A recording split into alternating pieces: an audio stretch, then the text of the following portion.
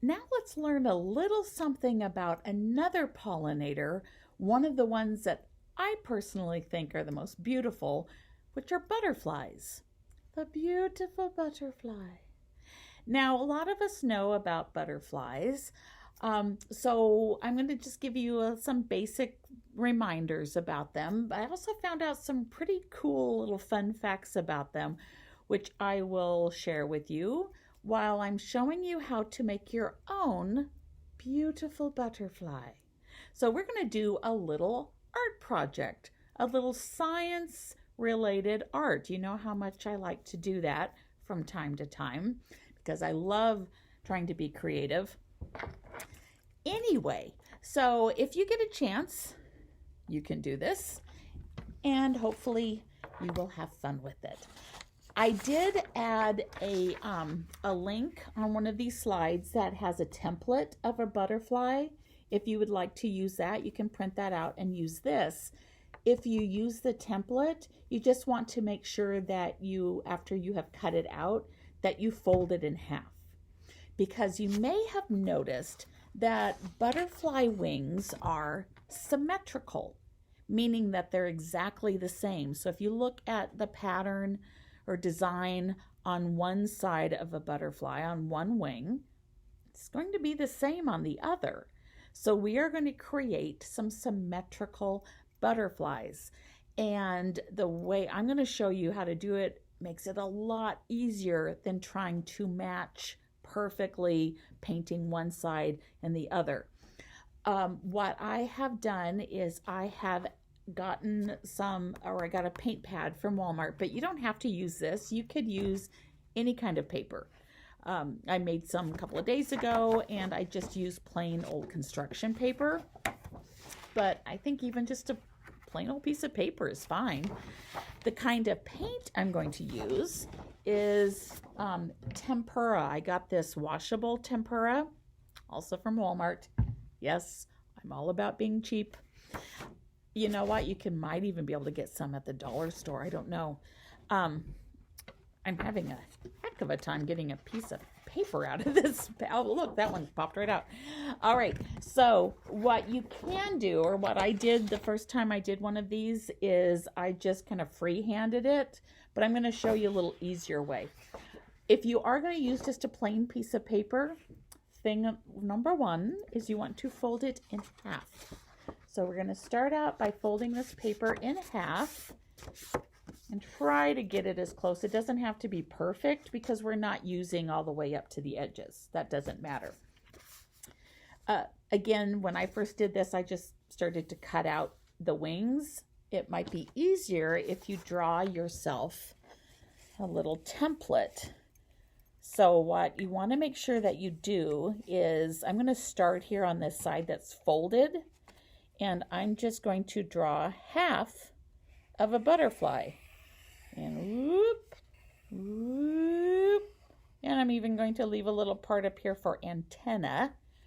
But I will tell you, you don't have to do that because when I cut that out, I tend to have kind of a hard time getting that to come out.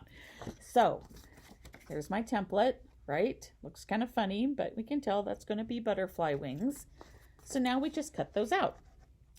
So one thing that I remember learning a long, long time ago about butterflies, and I thought was so interesting, is even though they use this thing called a proboscis to drink the nectar out of flowers, and to me a proboscis is just kind of like a super, super long tongue, they don't taste with that.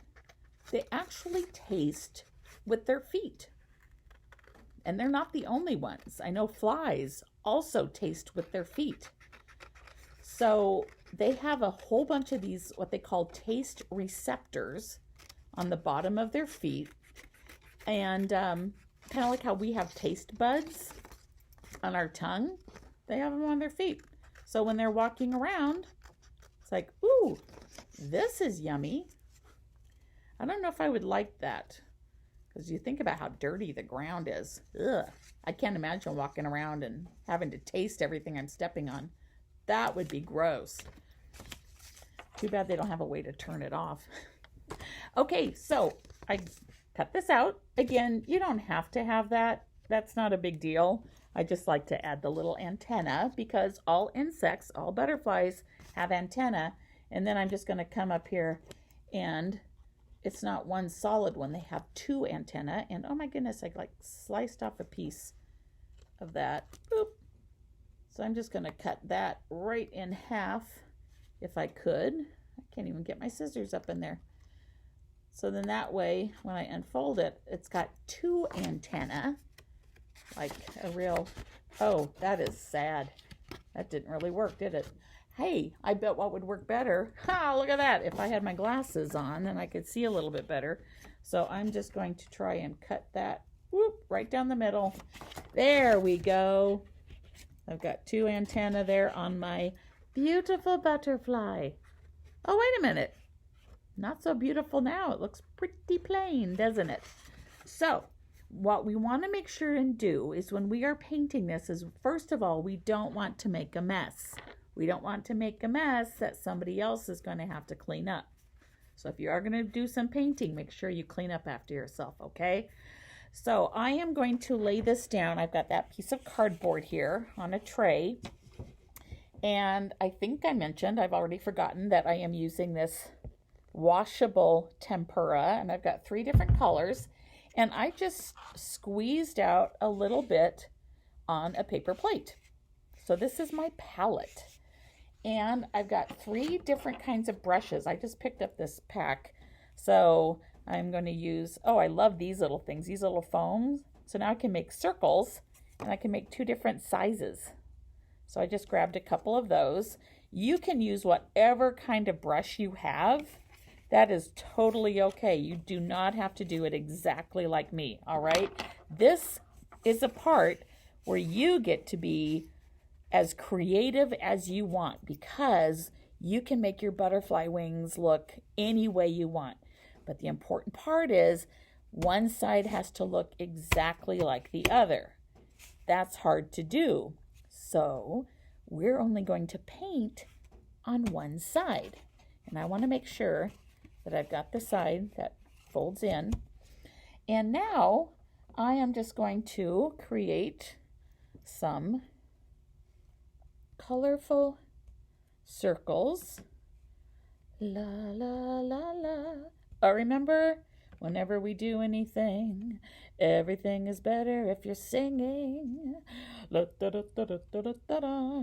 Okay, let's see. What else? I've got the green. Do I want to have big green ones or big orange? Maybe big green ones.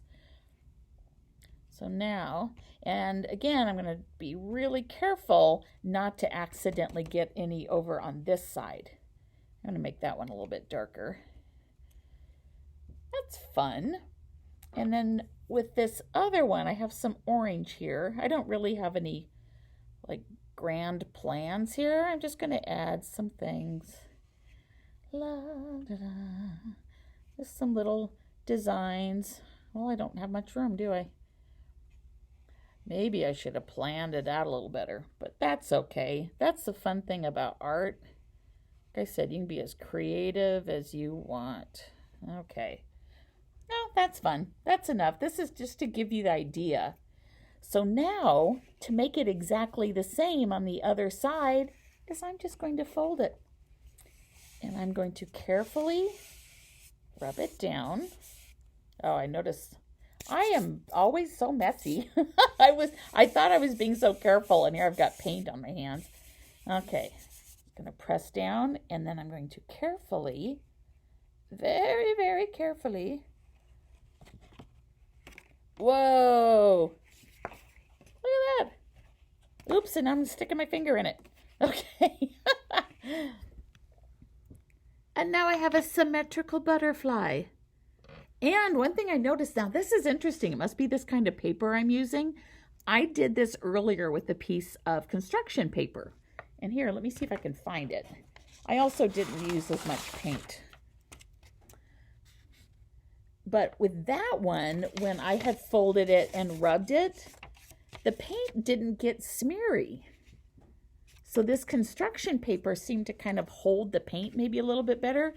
Because look at what this paint did Do you see how it's kind of got all those little lines in it?